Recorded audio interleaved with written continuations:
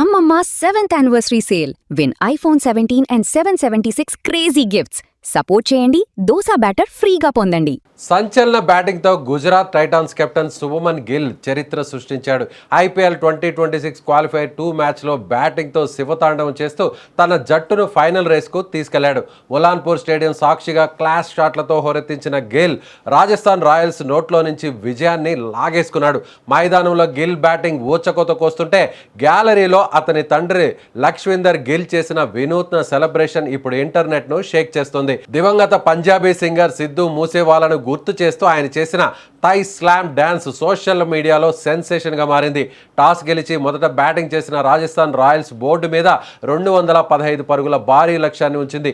ఇంత పెద్ద స్కోరును ఛేదించడం అంత సులువు కాదని అందరూ అనుకున్నారు. గుజరాత్ కెప్టెన్ శుభమన్ గిల్ మైదానంలోకి అడుగుపెట్టాక మ్యాచ్ స్వరూపమే మారిపోయింది. మొదటి ఓవర్ నుంచే బౌలర్లపై విరుచుకుపడుతూ రన్ రేట్ను పరిగెత్తించాడు.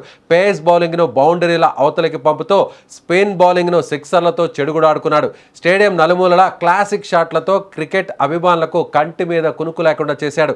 గుజరాత్ ఇన్నింగ్స్ మొత్తం గిల్ వన్ మ్యాన్ షోగా మారిపోయింది. ఈ క్రమంలోనే గిల్ సింగిల్ తీసి తన 5వ ఐపీఎల్ సెంచరీ మార్కును అందుకున్నాడు. స్టేడియం మొత్తం గిల్ గిల్ అంటూ నినాదాలతో మారుమోగిపోయింది. ఆ సమయంలో టీవీ కెమెరాలు ప్రేక్షకుల గ్యాలరీ వైపు తిరిగాయి. అక్కడ కూర్చున్న గిల్ తండ్రి లక్ష్వీందర్ గిల్ ఆనందానికి అవధులు లేకుండా పోయాయి. వెంటనే ఆయన లేచి నిలబడి పంజాబీ స్టైల్లో తొడగొట్టి గాల్లోకి చేతులు ఊపుతూ ఎంజాయ్ చేశారు.